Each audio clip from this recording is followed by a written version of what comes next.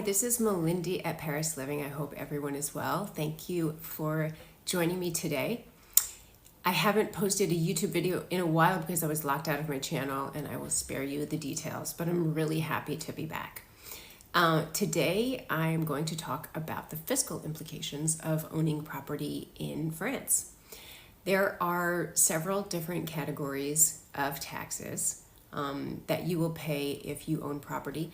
The first one for sure will be an annual property tax. There may be a wealth tax depending on the value of the property that you own. There will be tax on rental income should you decide to rent out your apartment. And then one day there will be inheritance tax.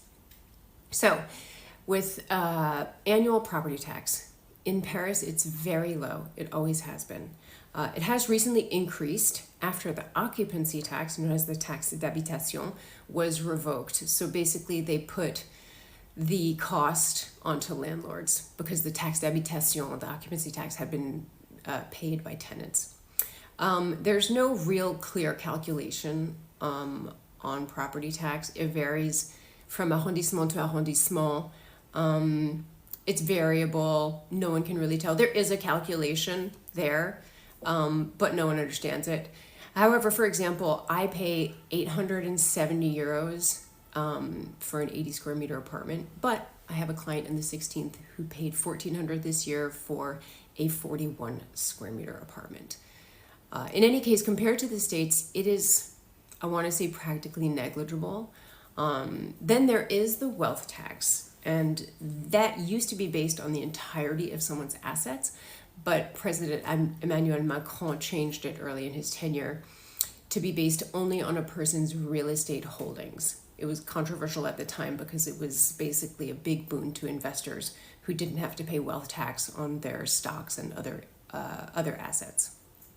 So the wealth tax is structured in such a way that it is basically progressive, meaning that each tranche is taxed at a separate rate.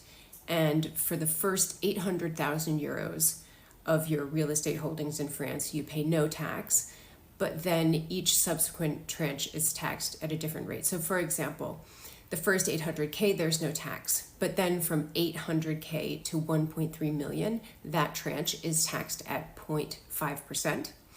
Then from 1.3 to 2.57, it's taxed at 0.7%, and so on.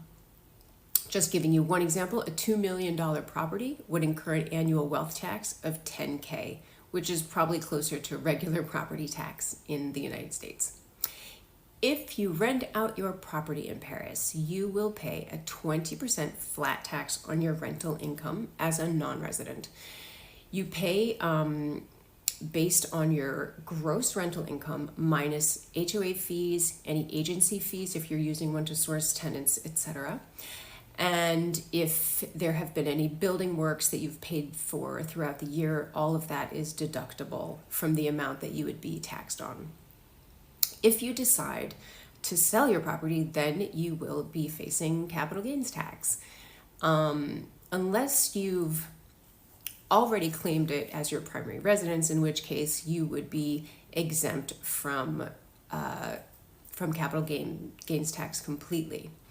Capital gains tax starts out very high at 36% and does not decrease until the 6th year of ownership. Then every subsequent year, the tax rate decreases by another 6% until eventually it goes down to zero over a period of 32 years.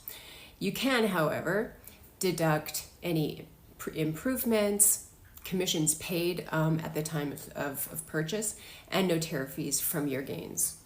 Most people plan on holding their property for a number of years in order to avoid heavy capital gains tax. The tax rate makes flipping in France basically impossible except for developers. Developers have different tax incentives. So finally, there is the issue of inheritance tax. If you have a French asset and you leave it to your children, they will pay French inheritance tax, which is very high. Think in the 40% or higher. There are different ways to decrease that tax burden. For example, you may want to structure the purchasing of your property to include your children as shareholders. That way, they would pay inheritance tax on your portion, on your shares of the property, but they would pay only capital gains on their portion. And if enough years have gone by, that may be very, very small or non-existent. If you want more precise answers about the potential size of an investment that you want to make in France, don't hesitate to get in touch with me, and I can give you calculations of the full tax implications based on your planned investment.